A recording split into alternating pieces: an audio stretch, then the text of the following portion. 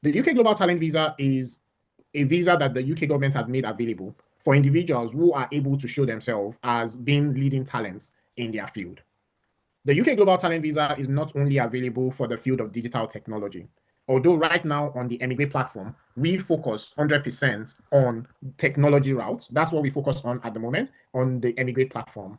However, the visa itself is available to you if you are in multiple fields of endeavor, art and culture, fashion, engineering, architecture, and also digital technology, just to name a few. The way the visas work is that the UK government, via the Home Office, have created what they call endorsing bodies. They've engaged endorsing bodies, and those endorsing bodies have been given the right to determine whether or not an individual qualifies to be named and awarded the UK Global Talent Visa. That process is called an endorsement process. What the endorsing body does is that they review your profile, they review everything that the individual has presented based on their guideline. And based on that, an assessor, this is human, not AI and all, and it's not automated, an assessor who is familiar with that individual's field will review and take a decision to say, it used to be a panel, nowadays one or two, depending on how complicated your case is, to say whether or not they believe you qualify under the guideline that they have set for that particular visa. In the case of this conversation today, we are focused on the pathway in digital technology. As I mentioned, Emigrate Tech Visa is focused on the technology route, but whether you're on the technical side of technology or the business side of technology, that's where we are focused on. And the endorsing body for that particular route is a company called TechNation.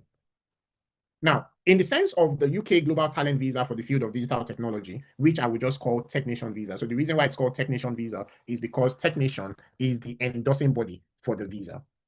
TechNation has put out a guideline to say this is a guideline that helps you to, in terms of this is the guideline the assessors would use to determine whether or not you qualify. But I would say it in a different way. This is a guideline that you can use to measure your profile and check if you are qualified already.